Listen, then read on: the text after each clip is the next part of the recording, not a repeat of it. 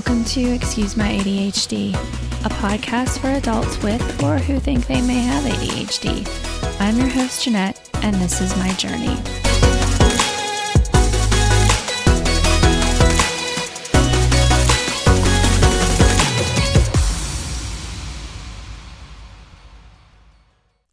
Hello, and welcome to Excuse My ADHD, episode number 12, Breaking the Stigma at Work with Michelle E. Dickinson. I'm your host, Jeanette, and I'm navigating ADHD one distraction at a time. In this episode, I got to speak with TED speaker, author, and mental health advocate Michelle E. Dickinson. Michelle's given keynote speeches on how to create a culture of compassion in the workplace, the courage to share, and shifting a relationship to mental illness, just to name a few. I reached out to Michelle because I had seen post after post from the support group pages with people who don't know how to talk to their supervisor about their ADHD or other mental health issue. And I'm one of those people. Listen as we discuss the best ways to approach the conversation with your supervisor and what information you should be prepared with before you go in. If you're a first-time listener, thanks for tuning in. And if you're a returning listener, thanks for coming back. Hello, and welcome to Excuse My ADHD. I'm your host, Jeanette, and today I am here with Michelle Dickinson. She is a passionate mental health advocate, TED speaker, and a published author of a memoir entitled Breaking Into My Life. Today, we're going to talk with Michelle about, coming out in the workplace and dealing with mental health in the workplace. So welcome, Michelle. I'm so excited to have you on today. Thank you for having me, Jeanette. I'm so thrilled to be here with you. Thank you. And so I guess let's just get into it. Part of the reason I wanted to have you on, because this is something I'm struggling with myself, is how do you know if it's okay to talk to your supervisor about your issues? That's such a good question. And I think what it all boils down to is, what is your relationship with your leader and what is the culture in your workplace? So we can say all day long, you should just disclose, but that's a very personal choice. And if there's not a trusting relationship and a culture that you're going to feel like you're going to get supported, It's terrifying. I can only imagine how you feel right now. Yeah, because I'll tell you, at least for me, I've sat in meetings, with my coworkers, and they make jokes about it. And I try and laugh it off.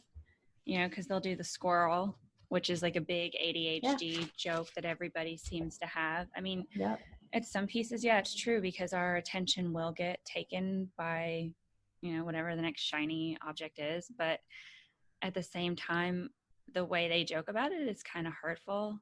And then we also, it's just taken for granted, I guess. I don't know. And I think that's a lot of people have to deal with is, not feeling very safe. Right. But at the same time, if it's affecting your performance, then what do you do? Right. You don't want it to look like you're just slacking off. You want to have that honesty so your boss can kind of meet you where you are. So I guess I want to turn it around to you and ask you, sorry, That's okay. What is your workplace environment like? And do they talk about inclusion of people with all invisible disabilities? Like, is there even a conversation about, here's what we're doing for people with a mental health challenge, or is it just non-existent? Like, what's your current space? In our office, because I work at a university, but in our office in particular, there really isn't any talk about it. And then the university as a whole, it's mostly centered around the students, which obviously because it's university, and there are accommodations. There are more accommodations for visible disabilities than invisible ones. And I've been trying to find information on the website for it, but it's, like I said, it's more geared towards students. Yeah. One of the things that I do, so, just a little bit more about me so you can understand my lens on this. So I grew up with a mom who had bipolar disorder, and I was her caregiver for many, many years. And I saw firsthand what that mental illness looked like and how debilitating it was for her. Mm-hmm. And then last year, while I was working at my Fortune 500 company, I dealt with a life event that caused me to have depression for the first time. And I was a top performer in my company until that point. And I struggled with my performance during those, really tough months of time. And at the time, the company had a remit. They had the organization at the top level was like, we are going to be an inclusive workspace for everyone. And that means people dealing with a mental illness. So you sort of felt like you had support, like this was important enough for the company to like almost declare this. They were weaving it into our mission and vision. They were making it like very important. And then you had an employee resource group that was sort of employee driven around mental health, where employees kind of, the structure was established and employees came out of the darkness to say, we want a place where we all feel accepted and we don't want there to be a stigma. And we don't want these jokes being made around, oh, the squirrel conversation. Like we want people to feel like they're comfortable. So you had the top level saying, this is what we're doing. You had the lowest level or the employee level, the folks on the ground speaking the language, but what was missing was the management, and the management was who you interact with on a day-to-day basis, and they're your experience of your organization. So the thing that was really hard for me was I wanted to trust that I could disclose, because here I was in an organization where I was like, God, we're really turning the Titanic here. It's a big company, but I should lead by example. So I had the courage, and I said to my leader, listen, I'm struggling. I'm dealing with depression. I'm sorry. I have to go to my therapy appointments. I have mornings where I am just not feeling motivated. I'm just depressed. And I disclosed that, and it was met with a very lukewarm response. Like I didn't feel supported. I felt like I was asked, well, if you're not going to meet your deliverables, you need to tell us. And everything was so performance focused. And I get it. It's a business. You can't not have deliverables. I get it. But I didn't feel empathy and I didn't feel compassion. And that was really hard for me.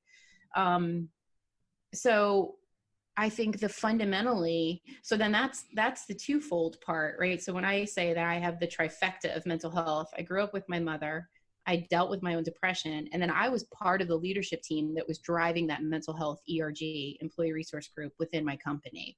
Like I was at the helm with the leaders, creating the space, speaking the speak, walking around with my book to senior leaders saying, this is why we need to care. And this is why we need to talk more openly about mental health. And I was at the effects of a lack of compassion from my own immediate leader. So I know what it feels like, and it's not a good place to be. So I would go back and say, what's your culture? What is your company remit? And what is your trusting relationship with your leader? So the person you report to, do you feel like you have an authentic, trusting relationship? Because that's everything. No. And that's everything. So how could you be expected to disclose to them and feel like, oh, they're going to get it. They're going to get me. You just don't. No, not at all. And I mean, the amount of empathy or compassion, most of the time it feels fake or forced. So trusting them is hard because it's been brought up so much as a joke or in passing that it's not a safe place. It doesn't really feel safe to disclose it. And but like what you were saying, what you were doing at your institution, I feel like that needs to be done here. I mean, they do a lot for the students because we have this, impact, innovation, inclusion mission, and it's woven into our goals. But at the same time, there's still so much work that needs to be done, especially around the invisible disabilities. So you said impact, inclusion, and innovation. Mm-hmm. Those are like the staples of your institution. Mm-hmm. Yep. They just started a big drive on this in the past couple years. So that's great, right? Because that's something. So what I love to do is have conversations. I have a meetup in my community of encouraging people to be the change. Because at the end of the day, like companies should want to care to do something, but they're too busy and they're, and this is important, sort of.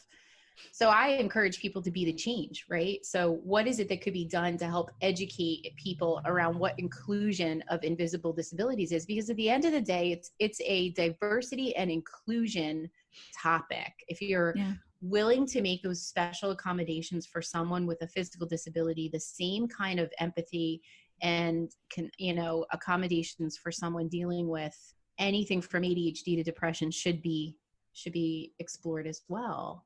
So I guess my challenge would be back to you to say, what could you talk to maybe your HR department about around education? Like, what could you do to educate people around invisible disabilities? Because open conversation creates understanding, and understanding can potentially help with the empathy piece, because they'll get it's not appropriate to laugh at someone and say squirrel if they understand really what does that mean? What's life like for someone with ADHD?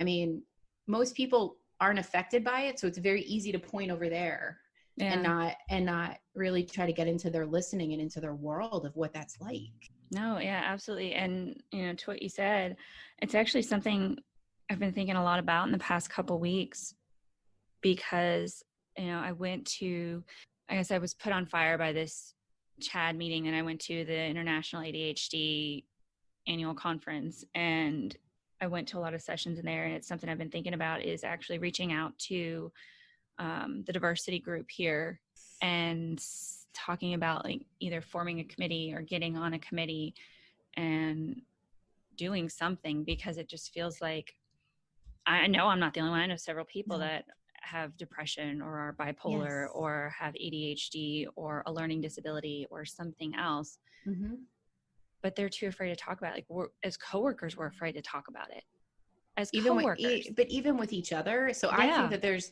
really, even with each other. Yeah, it's just so much of a stigma built around it. Yeah, it's almost, but you don't want to share. You don't want to show your your challenge, because you don't want someone to judge you. Right. And that's the way the culture is here. It's so much of a looking out for yourself, because it's been driven that way. I try and I strive, and I think my team does a really good job. Just my team, about being open with each other. We're really close knit and we talk about things together. But as a department as a whole, I think there are these invisible wedges between people and stigmas that people just don't want to talk about things or try to acknowledge. So here's a thought. You just said two really cool things. What if you were to go to your diversity group or your HR group and say, listen, I just came back from this conference and I learned some really cool stuff that I want to share with you, for not only our internal department, but even for our student body. I think that there's some good nuggets that I could share with you that I learned. And here's something else. Like, I'm really proud of the team that I work on and the trust that we have. And I wonder if there's something we could do to build similar energy amongst the broader community that we all work with. And I want to help with that. Because to be honest with you, when I think back to the company that I was working at the time, when we built the employee resource group, it literally was one person on the TED stage telling their story about their daughter that tried to commit suicide. He came off the stage and people literally came out of the shadows and said, oh my goodness, like, I have depression. My brother has depression. I'm a caregiver. I'm affected. It was amazing, because it was the employees that drove that employee resource group. It wasn't the company that said, here's a group, go populate it. It was the employees demanding there be a community like this to support one another and raise compassion in the company. Yeah, I think that's amazing. Like, even just having like a support group, I guess, is kind of what I was thinking of too, is seeing about having some kind of support group for the employees and the students where they can go and just talk about it would be helpful. Do you guys have an Active Minds on campus for the students? Active Minds is like a mental health club. I'm not sure if we do. I wonder if you could tap into something like that, even for your... So is that like an international thing that they do at universities for students? Yeah, it's a really cool organization called Active Minds. And what they do is they set up chapters at various college campuses for students who struggle with a disability, an invisible disability, to kind of come together, like you're saying, like a support group, and connect with one another so they know they're not alone and they're not having to navigate mental illness on their own at college. So they have a lot of great resources, tools, activities, things that they do for campuses. It's a pretty structured program, but I'm just thinking, I wonder if you could even lean into that and leverage what they're doing within Oh, your. I'm sure probably. Yeah. Yeah. I'll have to look into that. It's all awareness building and conversation starting, like it's this whole isolation and everyone trying to navigate it in isolation. That's the challenge. I think if you're courageous enough to start these kinds of conversations, it's going to be hard for people to look the other way. Well, and I think a big part of it starts with just the job application itself, because it asks that question and it automatically makes you feel excluded and afraid to answer it. Yes. Because, I mean, if you say, yes, I have a disability on a job application, automatically there's a bias and a stigma, even if it's a visible disability. Yeah. Because then people are automatically thinking, oh, what kind of accommodations are we going to have to give this person? Yeah. This is work, right? Yeah. This is more work. How much is this going to cost? What is this going to do? Yes. So,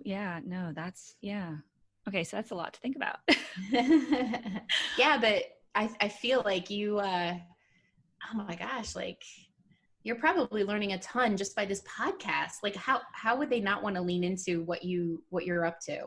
I've learned just so much, and it's just, I started it by I just wanted to reach somebody so they don't feel alone. But now I've got more of a drive to just break free and just educate people more. Cause I was ignorant in the beginning. I was also making those jokes. And, I think a lot of people don't understand what ADHD is, what depression is. People with depression, they put on this it's a mask. Yes. And you never know what's going on behind it because they're showing you what they think you want to see. And that wearing the game face or the mask adds another layer of anxiety that they have to keep themselves concealed. And how is that any way to show up? Like it's not fair. It's not. So once people decide that, they want, if they're in that safe space or they're at a point where they can talk to people, how do you start that conversation? So are you talking about it from an employee resource group perspective? Well, if I was going to my boss or my human resources just to put it out there so I could get accommodations, I mean, what do you say? You say, I have a disability, I want to get accommodations, or I want to put it on record so you're protected in case something happens and you're not ready to tell your boss. I guess I don't understand quite what the steps are, how you start that. I think it goes back to education and trust and having an open rapport with your boss. Mm-hmm. So that's going to take a degree of honesty with them. Like, do I have like the, and I don't know your comfort level. This is all going to be up to you in terms of how you feel, but like having them understand the things that are the pain points for you, instead of it being like, I need to, document this. I want this on file. It's like, no, when you put me in an open space seating, I can't function. And I want to do the best job that I can possibly do. But this open space seating causes me anxiety, causes me stress, and I can't focus. So can I just like have you understand that that doesn't work for me, but this does. And then I can be the best I can be for this role. So basically just like being specific with what the problem is and kind of already having an idea of what you need to remedy it or make things better. Yeah. Like this is what would really support me in this situation. But it comes down to, you have to be the change and you have to help educate. If your diversity group or your HR department is not willing to kind of champion the knowledge enhancement of your people managers, then you're going to have to be the one to be courageous to disclose and then courageous to educate. At the end of the day, if I was your leader and you came to me and said, I have this, ADHD and these are the things that don't work, but this would work, you would be giving me so much information and helpful information so that I could support you, because a good leader really wants their people to show up the best way that they can. So whatever that looks like, a good leader should want to be able to do if they can within whatever workplace rules there are. Yeah, that's what I try and do with my people. I mean, I'm lucky. I have amazing people. They work so hard. And, you know, if there's a day they got to go home, not do their work for the rest of the day, that's fine. It's like, that's what you got to do. Or if, you know, you finish your stuff early, great. If there's some, you know, if you need help, awesome. Everybody's willing to chip in. And everybody's willing to help everybody. And I just wish there was more of that here. Like, none of us judge each other. We have, you know, but at the same time, we all do our own work, but we help each other out. So none of us are falling behind. Mm-hmm.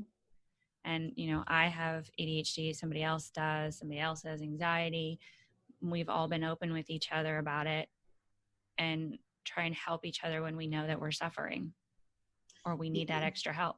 You're such a good case study. If I was your institution, I would want to know exactly how you've done this, because if this doesn't exist across your organization, this is such a good example. You live with it, you navigate it, you've created trust within your team. They've disclosed to you, you support each other. I mean, seriously, it's amazing. I think it's just, I always go back to something that I was taught by one of my prior bosses. And it's, one, to treat everybody like they're equal, no matter what their position is, because we're all doing the same thing. We're all equally important. It doesn't matter if I'm the boss, if you're the boss, if you're the lowest person on the totem pole, everybody has a role to play. Mm-hmm. And if one person can't play their role effectively, then it makes it harder and more difficult on everybody else. But if everybody's doing everything to help each other, then things go so much better. And then we try and incorporate fun. It's like we have team meetings that are only supposed to be an hour, and they always run out to like 2.5 hours, because for half of it we're joking and having fun. I mean, we're working, but you have to like have an element of fun. You're with these people, 8-10 hours a day? Exactly. 5 days a week. Yeah. If you can't be open with each other and trust each other, what's the point? Because you're just going to be a cog in a wheel spinning like a mouse with a whatever. Yes. So true. So true. I think it's just something I've been taught. And, you know, one thing I've always learned is I had a boss that was a micromanager, and I never wanted to be like that. Yeah. You see how bad that looks, and you're just like, wow, this is definitely the example I am not following. No. And I want my people to do better than me. Yeah. Thrive. Right. And you are the source of that. And it just makes me so proud when they do. Like a proud mama bear. That's awesome. I don't know. So I guess it comes out organically for us. That's so good. Not anything we have to work at. But I love that you have inclusion in your 3 pillars right there that you shared. So it's like you could totally harness that and say, I have an idea of how we can really make this more inclusive. You know, if you come at it from a space of opportunity instead of something is broken, they're going to be more liable to listen to you. Like, why don't we really amp up the inclusion? You know, like I talked to this girl today. She worked for a Fortune 500 company. They had this whole ERG where employees were supporting each other, openly talking about mental health. It really created an environment that I think, you know, we could do here. It could be something as simple as that to just inspire them to want to do more. That's awesome. So what about though, if they don't have something like that in their mission, how would somebody go? Would they just, you know, hey, I've got this idea, I want to start here, and just kind of. Yeah, that's what I love to help people with, is like, the reality is, you know, you want an employer to pay attention because this is a diversity and inclusion concern, and it is the right thing to do for their people, which are their greatest asset, right? Everyone knows people are the greatest asset of any organization. But the reality is like, 1 in 4 people will deal with a mental illness in their lifetime, and life events occur and people get, you know, knocked down. Mm-hmm. And there's a disability cost associated with it. So whether or not the company is looking at that, disability costs are around mental health when you start to break it down. They literally, it's amazing when you look at major depression and the financial implications on disability. Employers are paying for it, and they may or may not even know that they are. Well, I mean, So, if you're stressed and depressed for long enough, that's a lot of stress on your body. And eventually you're getting sick and you're feeling the physical effects. And then you're doing claims on your insurance, and that makes that go up. So the fringe benefit cost is going up.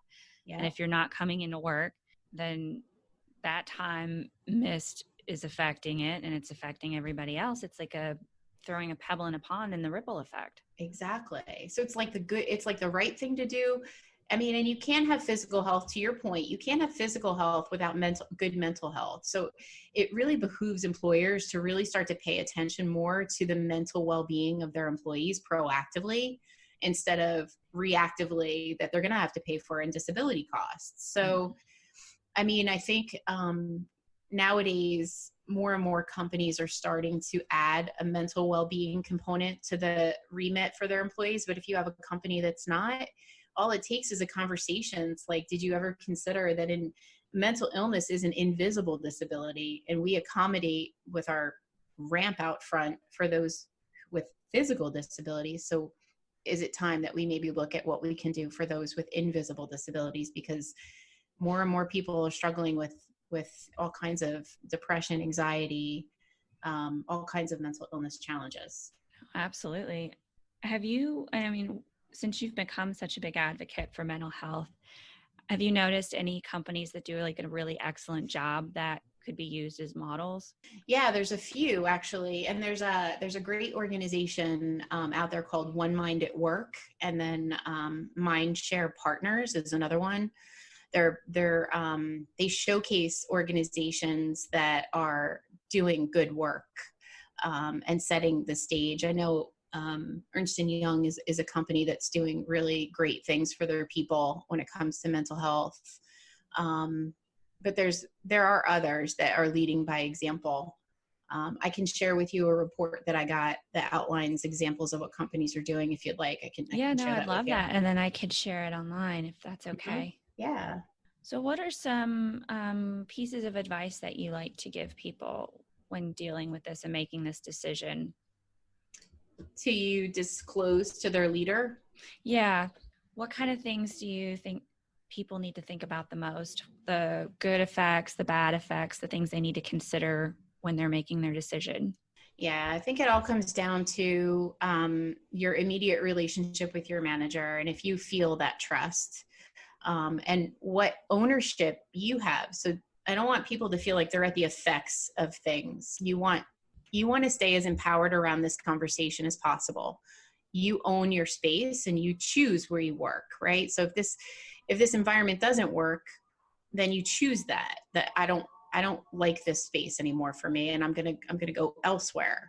But I encourage you to have the courageous conversation and use it as a vehicle to educate, just like we talked about. Just like when I suggested you talk to your leader, you be very specific. You know, this doesn't work, this could work. I'm committed to being a good performer. I'm committed to doing a good job. I like my work, but these are the kinds of things that I need in order to be the best version of myself and perform well. So I think you really need to give your manager specifics of what you need. And you have to do your part to cultivate trust. I think, there's a great concept about managing up, right? Managing your manager. What is it that you're doing to open the trust door? Don't sit back and say, well, we don't have a trusting relationship, I'm going to leave that in the hands of my leader. Instead say, what is it that I can do to help cultivate trust with my leader?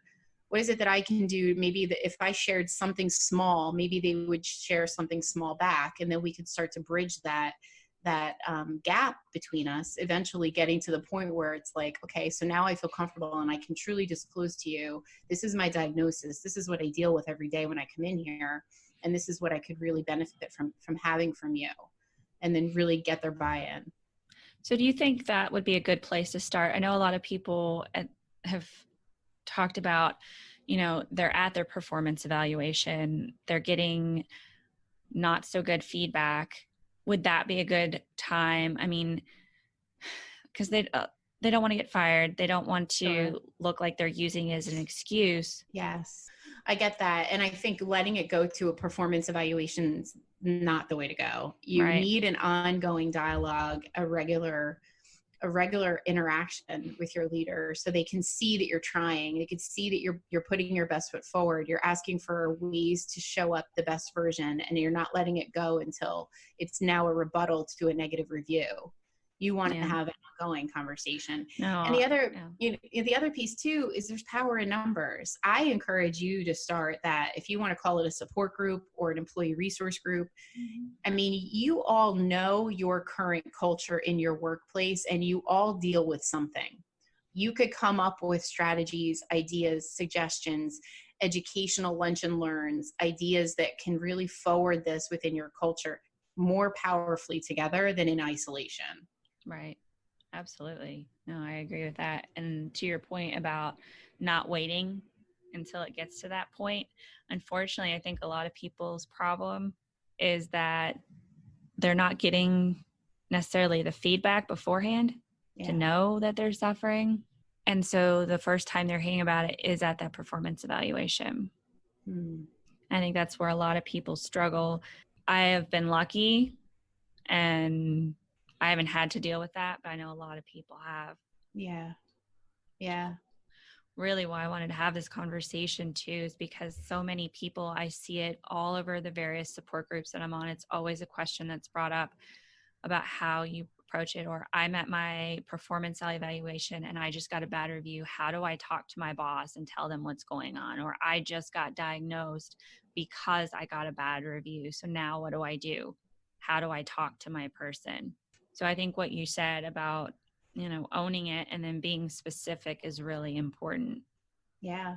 Yeah. They can't support you if you don't give them ideas of how to support you. You got to consider that no one outside of you knows what it's like to be you. Right. You want them to have compassion, but they don't know what you struggle with every day. Yeah, that's so true.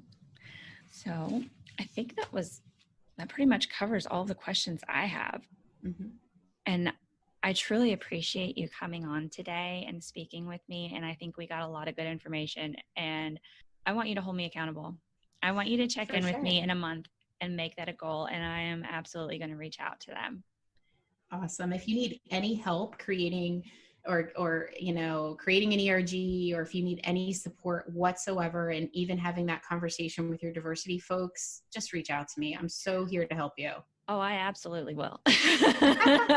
Don't offer if you're not ready to follow up, because I absolutely will. I think it's so important, so very important, because we're at work. I mean, how much time do we spend at work? So true. I mean, if we're lucky, only 8 hours, and an hour, that's a lunch. But most people are spending 10, sometimes 12 hours a day if they get lucky enough to have a 4-day work week. Or, sometimes people have multiple jobs. So you're around these people all the time. And if you can't be honest about it, your struggles, it just makes things so much more difficult. And like you said, it adds to that anxiety and it adds to that depression. Totally. I just want to applaud you though, Jeanette, like seriously what you're doing. You struggle with this, yet you lead by example and you cultivate trust, and you are compassionate. And I think who you are and how you show up probably has much more of a greater impact than you think. So just keep doing what you're doing. I mean, I also feel like you're perfectly positioned to drive further change. I hope so. I would really like to see something change, even if it's for selfish reasons. It would help other people. And I think that's something I've seen a lot, is that people with ADHD thrive on helping other people. And if we can help each other, it's even better. So awesome. Thank you so much. This has been such a wonderful conversation, and I'm so glad that I was able to find you on the She podcast. That thread has been amazing. Awesome. So I hope you have a most wonderful day. And thank you so much, Michelle. Thank you. Thanks for having me. Thank you for listening to Excuse My ADHD. If you like what you hear, don't forget to please subscribe, rate, and leave an awesome review. Show notes and social media links are available at www.ExcuseMyADHD.com. Until next time.